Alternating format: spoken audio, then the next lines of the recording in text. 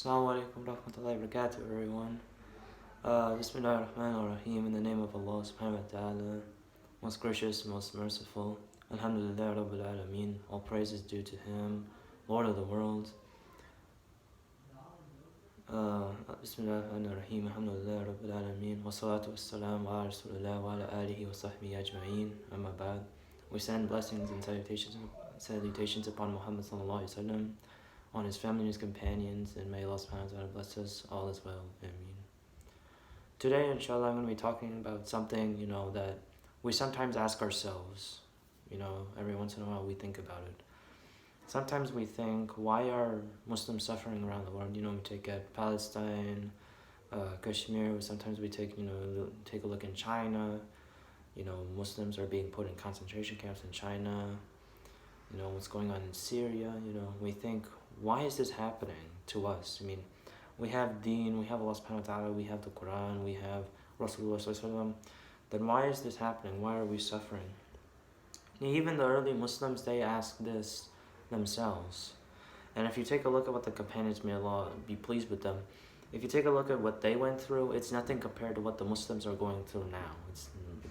What they went through there was way more than what Muslims here now are going through.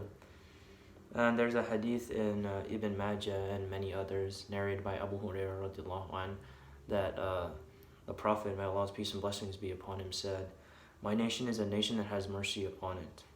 Its," meaning the Ummah, "its punishment will not be in the hereafter, but here, in this life, in this dunya, with fitan, with the trials, with zalazul, meaning like earthquakes, natural disasters, and qatl, which means murder."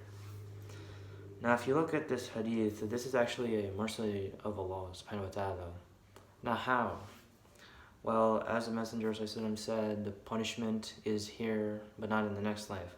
Now, this does not mean that Muslims will not suffer in the hereafter. Whatever you did, you will do your time there, and you'll be saved if you have any iman in you, but you have to do your time in the fire.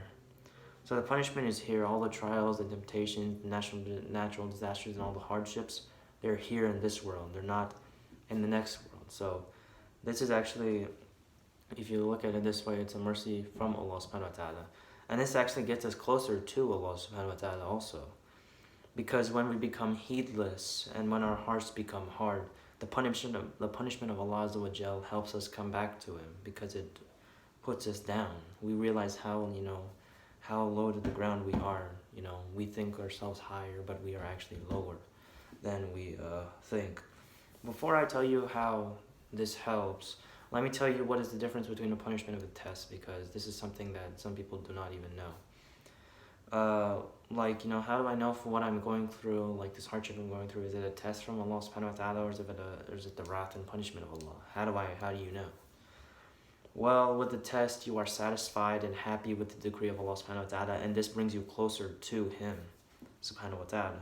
But when you become angry, unhappy, and frustrated with the decree of Allah Azza wa Jal, and it causes you to stray away further from Allah, then this is the punishment of Allah subhanahu wa ta'ala. So that is the difference between a test and a punishment. Now, when we are put through an overwhelming hardship, we feel weak and helpless, and now we can't go on, right? Well, yeah, this is what the punishment of Allah is supposed to make us feel.